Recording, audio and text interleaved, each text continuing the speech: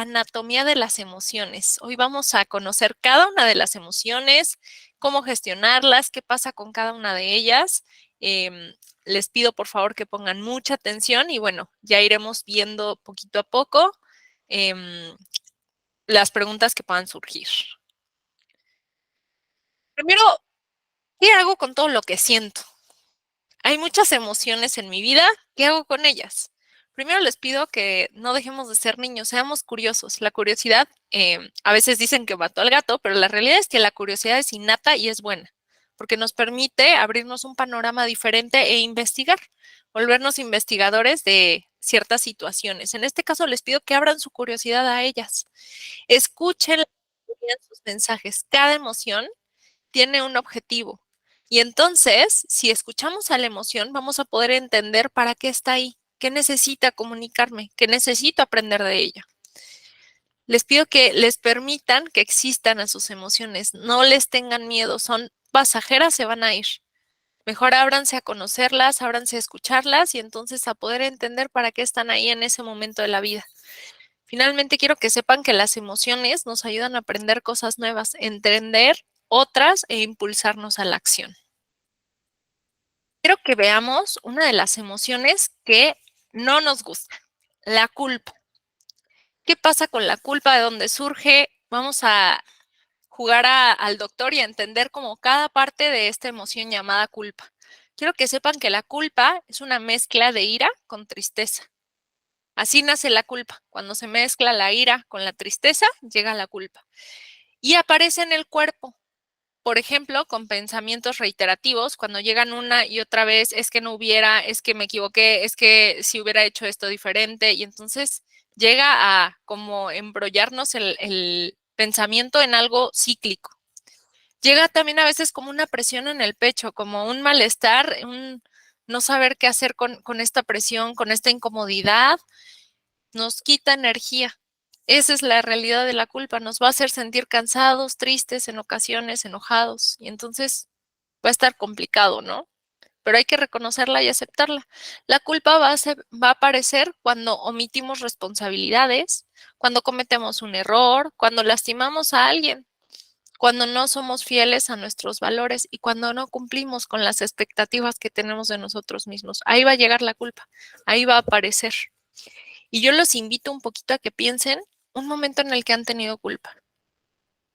Seguro a todos se nos viene algún momento a la memoria. ¿Y qué pasaría si yo les cambiara la palabra culpa por responsabilidad? Por hacerme cargo de la situación. Pareciera que la culpa a veces es como un peso, ¿no? En cambio, si me hago responsable, a lo mejor no puedo evitar lo que ya pasó. Puedo pedir disculpas, puedo tratar de hacerlo diferente. Pero entonces me permito moverme de un estado que no me va a generar bienestar. Me va a permitir moverme a un lugar diferente de aprendizaje y de responsabilidad. ¿Cuándo se va a hacer más pequeña la culpa? ¿Cuándo vamos a lograr que se haga pequeñita? Cuando reconocemos su existencia, cuando nos centramos en el aquí y el ahora, porque la culpa generalmente está vinculada al pasado. Cuando hacemos las paces con nosotros mismos, se va a hacer pequeña la culpa. Cuando hablamos de ella, de lo que pasó, de lo que nos generó, entonces se va a hacer pequeñita la culpa. Y la función de la culpa es que nos motiva a tener comportamientos socialmente correctos y aceptados, promueve la empatía hacia las personas que podemos llegar a lastimar y motiva a buscar formas de reparación y de perdón con otros. A lo mejor ya no podemos borrar el pasado. A lo mejor el pedir perdón no es suficiente, pero entonces podemos buscar reparar aquel daño que hicimos. Y a lo mejor nunca va a ser suficiente, pero la realidad es que sí nos va a enseñar a hacer las cosas de manera diferente. Esa es la anatomía de la culpa. Ahora vamos a ver un poquito la anatomía de la frustración. La frustración es una mezcla de ira muy grande con tristeza y un poco de miedo. Y en el cuerpo se va a manifestar como poca concentración, a veces insomnio, dolor estomacal, como este nudo en el estómago, cambios en el apetito. Así se va a presentar la frustración. Y su función es ser una alarma que se activa cuando un deseo o una necesidad nuestra no está siendo satisfecha. Además, nos va a motivar a alcanzar aquellas cosas que anhelamos, aquellas metas, y va a promover la resiliencia. ¿Se acuerdan que ya hemos hablado de resiliencia en otros talleres? De esta capacidad de adaptarnos a ciertas situaciones que pueden ser, híjole, pues complicadas. Entonces, esa es la función de la culpa, perdón, de la frustración. ¿Ven cómo cada emoción tiene una función? En este caso, va a ser como una banderita amarilla de, oye, no está pasando o no estamos cubriendo la necesidad o no está pasando lo que esperábamos. Va a aparecer cuando no nos sentimos capaces de superar un obstáculo. Cuando hay una situación que nos parece injusta, esta parte de la injusticia, cuando hay un conflicto personal, malentendidos, discusiones, nos podemos sentir frustrados porque no estaba funcionando como esperábamos la comunicación. Cuando estemos atravesando cambios no esperados, ahí va a aparecer la frustración. Los invito a que reconozcan y a que cada que les mencione una emoción, intenten recordar un momento en el que se sintieron culpa, ahora quizá frustrados. ¿Cómo se va a hacer más pequeñita la frustración? ¿Cómo podemos lidiar con ella? Primero, buscando apoyo en personas que nos puedan apoyar, en personas que nos puedan acompañar en la emoción, que nos puedan dar diferentes perspectivas.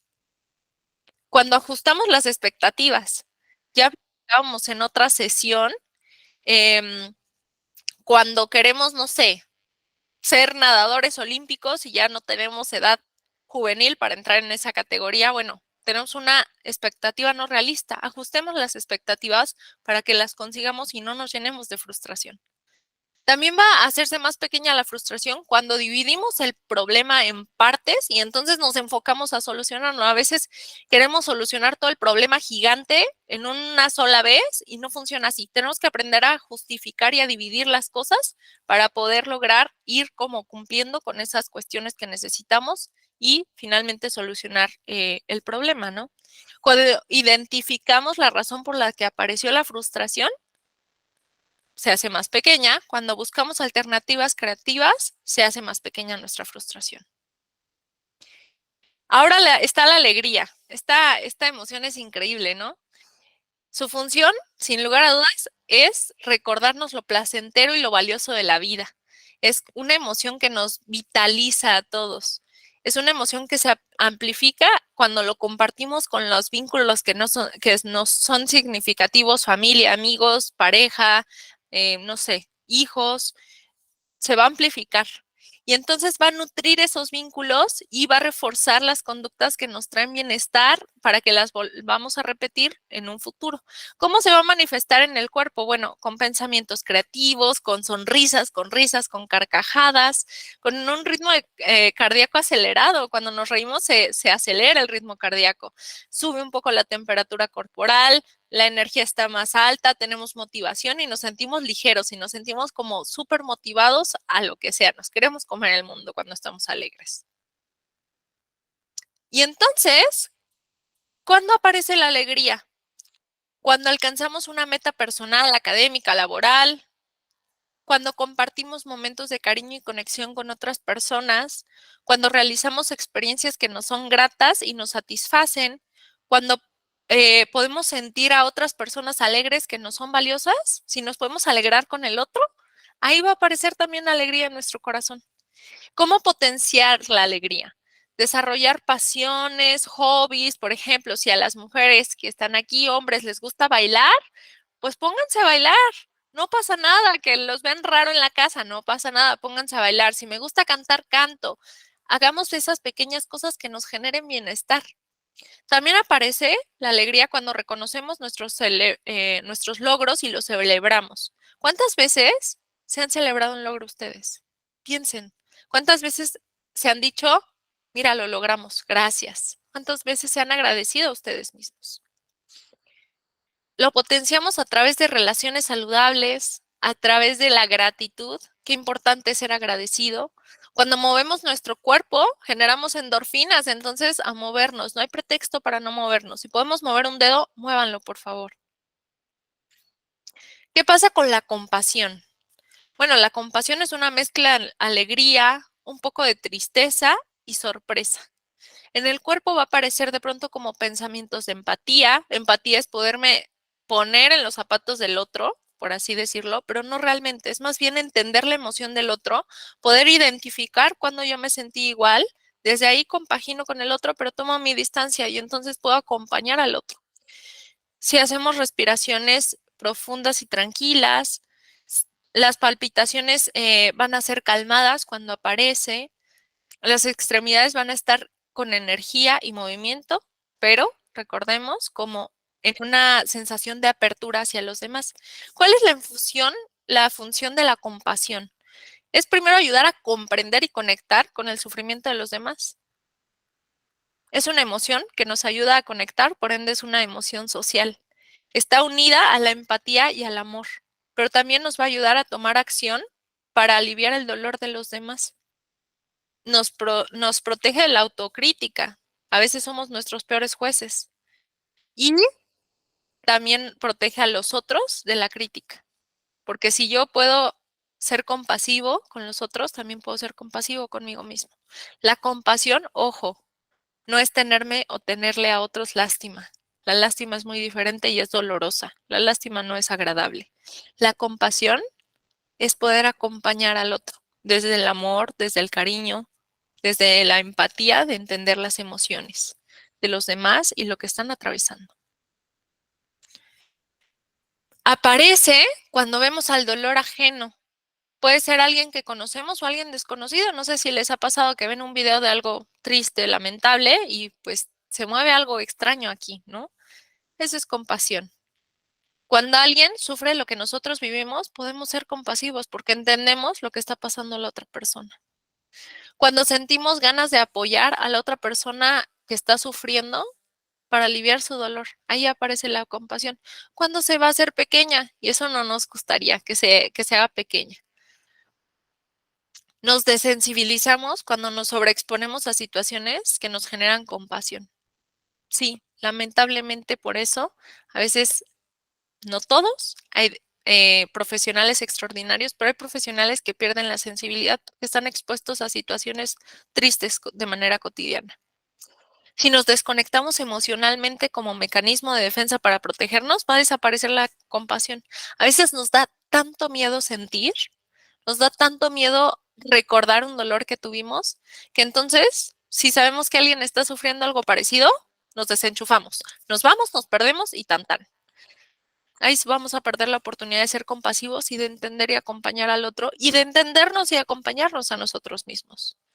Si estamos pasando por un momento de sufrimiento propio intenso, pues va a ser muy difícil que seamos compasivos porque pues estamos enfocados en nuestro dolor y en saber qué hacer con él.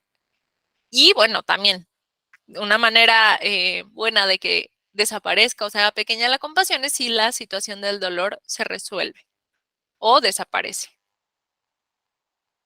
¿Qué pasa con la tristeza? Bueno, su función definitivamente llega ante la pérdida real o percibida. Ojo, ¿qué quiere decir percibida? A lo mejor no estoy perdiendo realmente a la pareja, pero si de pronto está trabajando de más o está como distraída, nos da miedo perderlo o perderla, entonces ahí podemos experimentar tristeza de algo que sea valioso para nosotros. Y entonces, ¿para qué va a servir la tristeza? Para ayudar a adaptarnos a situaciones que son dolorosas, a reconocer necesidades e incluso poder buscar apoyo, a poder también decir, oye, ¿alguien me podría ayudar? ¿Cómo se va a sentir en el cuerpo? ¿Con llanto o ganas de llorar? A veces sé que tengo pacientitos que les cuesta mucho llorar. Y entonces me dicen, doctor, es que siento aquí un nudo en la garganta. No puedo llorar, pero algo siento aquí. Claro, esa es la tristeza. Pueden haber pensamientos negativos, incluso catastróficos. Se puede sentir también una presión en el pecho, pero es una presión diferente, es una presión lastimera, no sé. Se puede percibir falta de apetito, un vacío en el estómago, baja energía. ¿Y qué hacemos con la tristeza? Bueno, tenemos que reconocer que aparece cuando alguien o algo valioso en nuestra vida lo perdemos.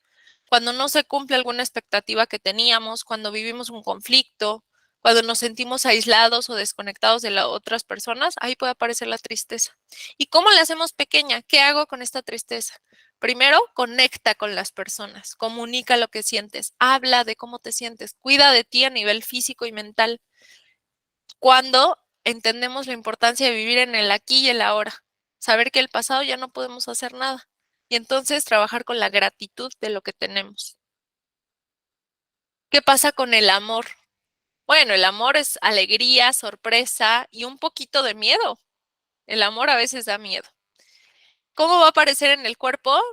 Se van a liberar neurotransmisores, hormonas como serotonina, dopamina, oxitocina. Va a haber un corazón palpitante, calorcito en el pecho, va a haber sensación de maripositas en el estómago, va a haber músculos relajados e incluso puede haber un poco de sudoración. Su función es dar un sentido de pertenencia, es conectar con nosotros mismos y con los que nos rodean. Nos van a permitir, el amor nos permite construir relaciones significativas y nos va a tener una sensación de bienestar. ¿Cómo va a aparecer? Cuando conectamos emocionalmente con personas importantes para nosotros, cuando somos vulnerables ante alguien más, aparece amor porque estamos desnudando realmente lo que somos, lo que tenemos en el alma. Cuando existe una conexión profunda a nivel espiritual, en una relación de pareja que te puede llenar y generar placer, cuando construimos relaciones saludables por nosotros mismos, reconociendo nuestras cualidades y también los defectos. ¿Cuándo se hace pequeño el amor? Cuando nos enfrentamos a situaciones en donde nos sentimos traicionados o traicionadas, cuando no existe reciprocidad, cuando hay problemas de comunicación, situaciones de falta de respeto, de manipulación, ahí se hace pequeño el amor. Y entonces llegamos a la vulnerabilidad.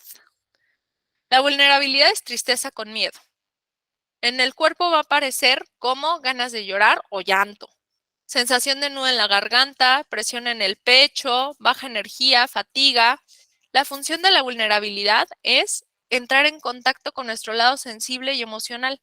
Nos va a recordar la importancia de conectar con nosotros mismos y con las personas. Contar con una red de apoyo va a ser muy importante para poder entender la vulnerabilidad.